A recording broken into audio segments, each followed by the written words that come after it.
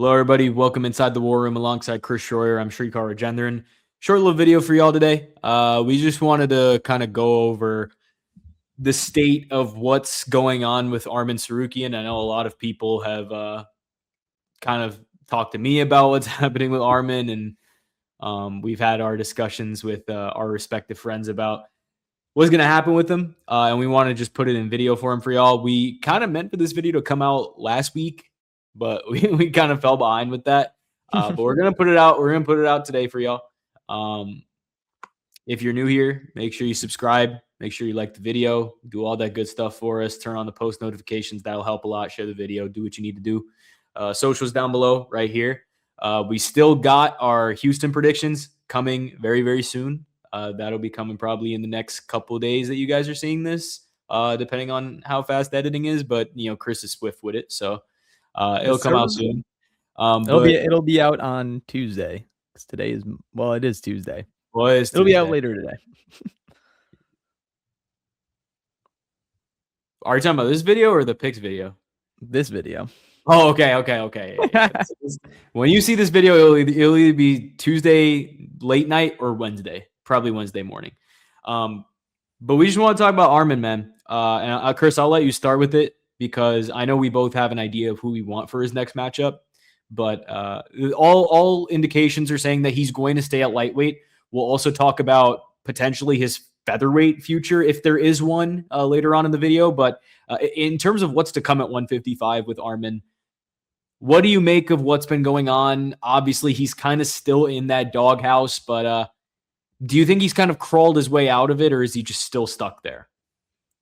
I think he slowly is. I don't think he's completely out of it. And in the press conference, Dana has kind of alluded to the fact that he still has 1 foot in the doghouse and 1 foot potentially stepping out. I think him taking the Hooker fight definitely helped him. The antics in the weigh-in show definitely did not help his case at all. And apparently Dan Hooker coming out and saying that he actually broke his nose from that headbutt isn't going to bode well for Arman. But I think that he's just going to have to take the fights that he's given. He's really not in a position to leverage anything his way, in my opinion. I think that there are some options, though. You know, he's not going to get a title fight. Obviously, we've talked about this numerous times that the title fight is going to be Ilya versus Gaethje. Obviously, now Gaethje is the interim champ, so that unification has to happen. But I think a fun fight would be Paddy Pimblett. And look, I know that the UFC doesn't really want to throw Paddy under the bus. My point of view in this is there is beef. We've heard them go back and forth and jawing at each other. So I think that could be a good fight. And then on the flip side, if for some reason he does move down to featherweight, excuse me, I don't think he should be fighting some, bottom tier ranking guy. I think that he should be fighting in the top 5 in featherweight. I mean, this guy is still championship caliber. He's never gotten a shot other than, the fight that was supposed to happen against Islam, but then the whole drastic weight miss and, blaming it on the back injury. Well, we don't really know exactly what happened, but Dana said he missed weight. So that's the story there. I would like to see him fight either a Diego Lopez or a Yair Rodriguez. I think Lopez would be a good fight, good stylistic clash, and Lopez really shouldn't be sniffing a title shot anytime soon, in my opinion, because he's already gotten 2 in the past year in 3 fights. But I would like to see him in a high-profile fight in featherweight if he somehow does move there. Yeah, but I would really like to see this fight, and Shrikar is going to tell you who he wants to see him fight, and I think that's also a great idea. But there is history in this matchup, so I think that it could be a moneymaker for the UFC. So that's what I'm going with. So from the UFC's perspective, and I think my only gripe against this fight is I just don't think it's something that the UFC will particularly want to do because Paddy just lost to Justin Gaethje, and he kind of needs a fight where it's like it's more favorable for him to win. Like I'm thinking they do Paddy versus like a Moicano, like someone in that 10 to 15 range, maybe a guy that's kind of falling out of the ring, something where Paddy is going to get his momentum back. I don't think a fight with Arman will help him in that regard, and I don't think it's what the UFC will want if they want to continue building up Paddy Pimblett, which, for all intents and purposes, they've done so far. They're not going to quit now. So I do think that Arman Paddy, in theory, would be a fun fight. In theory, would be, a great matchup and a fun matchup. They're going to be jawing at each other to no end, and they are right now. But is it something that the business model of the UFC, if we track it, is that something that they're going to want to do? I personally don't think so. And I think there is another contender that could potentially, kind of make his way into that conversation where it's like, okay, you really need to start building him up. And I think my matchup is a little bit more of a crossroads fight per se. I'll bring it up in just a second here, but I think the clear title eliminator you make at lightweight is Arman Tsarukyan versus Benoit Saint-Denis. That is a crazy picture of him. Yeah. His tongue is long. I'm sorry if it jump scared y'all, but this is the best picture I can not find expecting that. Yeah. He is a psycho, though, so I feel like that picture kind of fits his build. I see the 2 in the back. I'm wondering if this was before the Poirier fight or if it was before the he fought on 295 too, so it could be before that one too. But sorry for the jump scare, y'all, if that scared y'all. But I think this is a clear-cut title eliminator. It's probably going to be one of the greatest lightweight title eliminators that we'll ever see in terms of pure skill, in terms of what BSD has done to this point, kind of rehabilitating his career by changing coaches, going to Nicolas Ott, and then finding success, losing back-to-back to Poirier and Moicano, getting finished in both those fights, brutally finished in both those fights. Which, side note, by the way, it's kind of crazy that Moicano brutalized BSD like that and then lost to Beneil Dariush. Meanwhile, BSD lost to Moicano and then beat Dariush in 15 seconds. So dude, I love MMA math. It's MMA math for you. But again, coming back from the Moicano loss to beat Mauricio Hufi, beat Beneil Dariush, beat Dan Hooker, and now set yourself up to potentially get right back into the title shot conversation. I think the only guy standing in his way is Arman. And it's a crossroads fight for a reason. Arman is still in a position where he does need to fight down because he's not fighting up. Yeah, I'll tell you that. So if he's going to be fighting down, I think BSD is fair enough in the sense that before even BSD got that win over Dan Hooker, we were talking about Arman rematching Mateusz Gamrot. And I think to all the Arman truthers out there, this is a much better matchup. It's a much better scenario for Arman.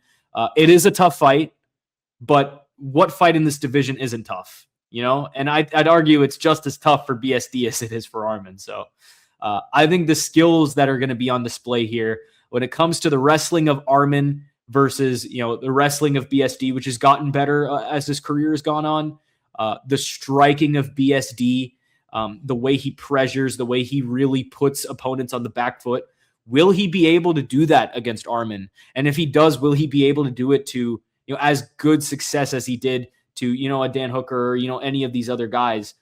So it's a matchup that I think both could really, have a real shot in, but I think this is what we have to see next. And it's also kind of that ushering of a new age in lightweight, Chris. When we talk about, and this also applies to your Arman Paddy matchup, we want title eliminators that don't involve the old guard of Poirier, of Hooker, of Gaethje, of, the guys of old. Not to say they're bad or anything, but we're ready for a new era of fighters in this division. And I think Arman versus BSD will be the Poirier Gaethje, the, Tony Ferguson versus whoever, the Michael Chandler versus Gaethje. Like, it'll be that sort of fight for the new era. I truly believe that. And I think in terms of the skills, again, that we're going to see on display, it's going to be absolutely insane. Yeah, no, I definitely agree. I think that this would be almost a dream matchup, if you want to put it like that. I think that this would get BSD to the place that he's really been yearning for. And like you said, it's a real rehabilitation for his career, a real bounce back, because the Poirier Moicano fight, the BSD hype train kind of went off the rails. Everyone was doubting him, and myself included. I didn't really think that he might have been the truth after those. And Poirier, I gave him the benefit of the doubt because Poirier is always he's a tough customer whenever he gets in the octagon. I mean, this guy took Islam to 5 rounds, and even though he was submitted, he still gave Islam a hell of a fight.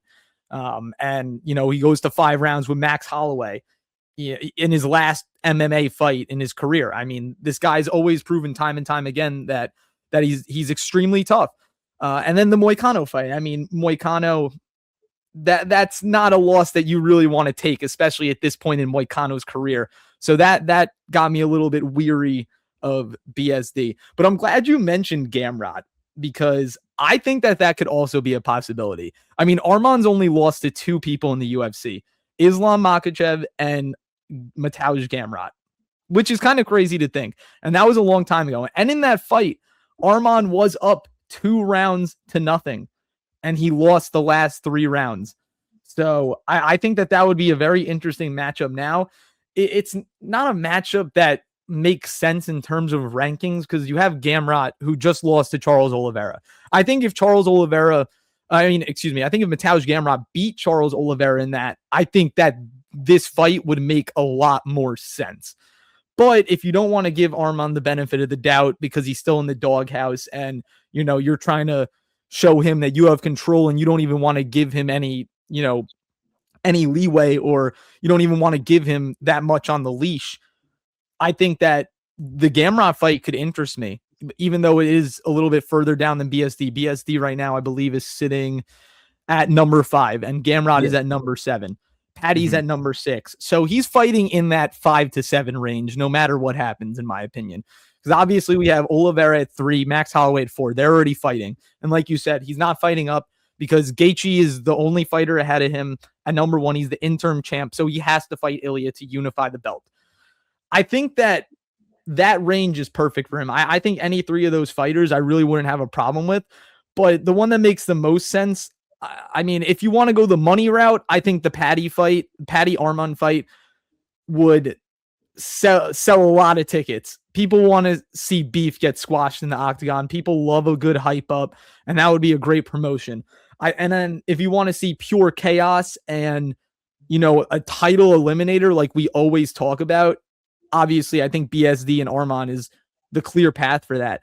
But it also depends on when they're going to book Arman, because could he wait and then maybe fight Max Holloway after the Oliveira fight? Potentially not. Probably more on the Arman wouldn't qualify for BMF. Oh, I guess. What if Max Holloway loses the belt? We don't know.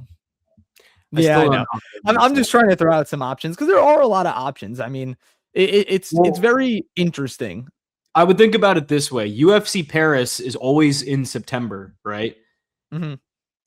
If they do Ilya and Gaethje in like June on the White House card, I say you could have Arman wait until September. And he's keeping himself active too. Like, he's doing other things in the meantime. Yeah, he's doing the Real American Freestyle. He's actually booked to wrestle in 2 weeks, 2.5 weeks. February 28th. He's staying active. BSD just fought, so he can wait. I think you can do BSD Arman as the headliner for UFC Paris, and it would make sense, No, it wouldn't make sense. I just feel like that's so long. Like, there's one thing about being in the doghouse, but making this guy wait a year to fight. Well, he already waited a year before fighting Hooker, so it's really no different. I guess. And that fight was in November, I believe, so it'd be a little. Yeah, it was. But so yeah, it's just very interesting about what they're gonna do with him.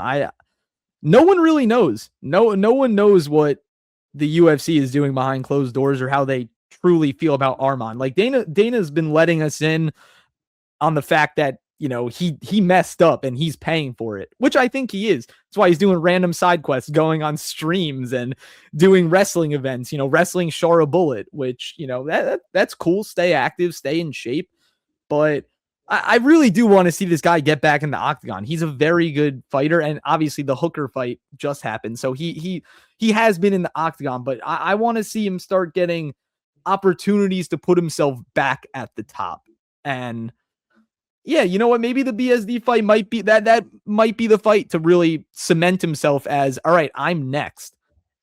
But you also have to take into account that Max Holloway, now in a different weight class, had a solid fight with Ilya before getting knocked out. He actually he had probably the best fight with Ilya out of everyone who he's come across. Gave him the best run for his money, which is crazy because he got knocked out, and we're talking about it like he actually put up a crazy fight. No, you're right though. He put up the best fight. Yeah, but I mean, it just depends on how the UFC is going to play their cards with him. I would like to see him back in the octagon sooner rather than later. I feel like September is just a little bit too long.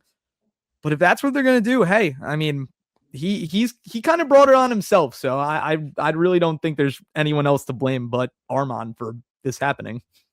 And we've seen BSD and his coach Nicholas Ott. They've kind of said that we don't want to fight with Arman. We want to fight against the BMF winner, whether it be Max or Charles. I don't think that's a realistic possibility. Like I don't think either Max or Charles is going to want a BSD fight after they win the BMF title or defend it. Yeah, that's a really tough fight, and they're fighting down too. So it does not make sense for them. So if I'm BSD and if I'm Nicholas, I'm pivoting my attention to Arman. I know it's kind of the cool trend to say, oh yeah, we're not going to give Arman the chance to fight me and all that stuff. Ilya has said it. Patty has kind of went out and said it. BSD now has went out and said it. And I just don't. It's getting corny. It's getting very, very corny. I agree. Even when Ilya said it, I thought it was a little corny, but it's the reality of the situation. Arman brought it upon himself, as you mentioned. But I want to dive a little bit into the featherweight matchups that are possible for Arman. You mentioned Diego Lopez. You mentioned I said Yair too. Yair Rodriguez. I don't know if you brought up this guy, but obviously this fight would be very, very far off because Movsar Evloev is fighting Lerone Murphy in London. But if there is even a sliver of a chance that this fight could happen down the line between Arman and Movsar, I think the UFC has to keep it in their back pocket. I really do. I think when you look at the pace of this fight, would be off the charts. Both these guys operate at a very, very high pace. I think their styles are almost like mirror images of each other. Both guys create those very, very wild scrambles, the different positional battles that are just so, so fascinating to watch.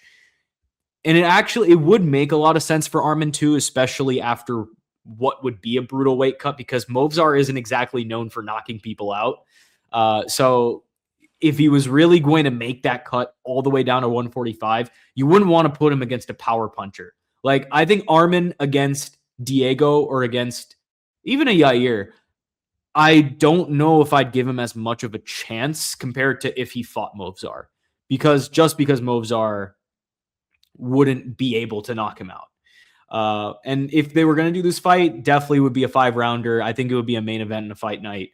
At the very least, a 5-round co-main on, a pay-per-view, or not pay-per-view, numbered event, my bad. But it's not going to happen now. But if there is even a slight chance this fight could happen, I think I would be all over it if I'm a matchmaker. I hope it comes together. But Arman versus Movsar, I think, would be a dream fight for me at featherweight, if that cut were to happen, of course. Yeah, no, I would love to see that fight. I love watching technical wrestling. I know for the casual fan, it's not the most entertaining, but when you really start getting into UFC, becoming more and more of a, as we like to say it, hardcore fan, just seeing the chess match happening between two people in real life it's pretty fascinating, like you said, Shrikar. But I think that if Movsar wins, he's obviously getting the title shot, right? Yeah, it is dependent on Movsar losing to Lerone as well. Yeah. If he loses to Lerone gets a title shot, I think this matchup could 100% happen in 2026. So it'll be a little interesting. It really just depends on how bad the UFC wants to continue punishing Arman. I mean, the ball is in the UFC's court because it seems like Arman's kind of down for whatever. I mean, he wants to fight. If they're going to offer him a fight, as long as it's not drastically outrageous for his career path, then I think he's going to take it. I mean, he really didn't have any business fighting Dan Hooker. He didn't need to fight Dan Hooker, and he did it anyway. And he showed why he's number 2, but he was the number 1 contender in lightweight. He took care of Dan Hooker easily. He did it in 1. BSD did it in 2. So it's just interesting. Well, man. No. Arman did it in 2 as well. Did he? Was it 2? Yeah. Oh, all right. I guess I forgot. Are you sure? Chris, I was there. Oh, you're right. Yep. I was. I'm gonna recheck for my own intents and purposes. No, you got it right. Yeah, I was at the Yale Harvard football game, and there's absolutely no service in the Yale Bowl. So I just remember. I remember texting my friends, being like, "Yo, did Arman win?" They're like, "Yeah, he killed him." I was like, "All right, cool. That's it." Okay, yeah. So they both did it in 2, and then they math. Now, how fast can they finish each other? Pause. And that's where we're going to end the video, y'all. Hey, we want to thank y'all for tuning in. Obviously, we just wanted to go over Arman's situation, give y'all our breakdown on what's going to happen. I know we've talked about it a little bit on stream, but we want to go a little bit more in depth on it. So we hope y'all enjoyed the video. Again, socials right down here. Make sure you'll like up the video, you subscribe, turn on the post noties if you're new. Again, those Houston predictions coming very, very soon. We just wanted to put this out so we can hold y'all over until then. It won't be that long. We'll have those up for you very, very Thursday. soon. Predictions will be out Thursday. Full card predictions, top to bottom, with a full betting breakdown. It's going to be a lot of fun. But hey, we want to thank you guys for tuning in. Appreciate y'all. We will see you guys next time.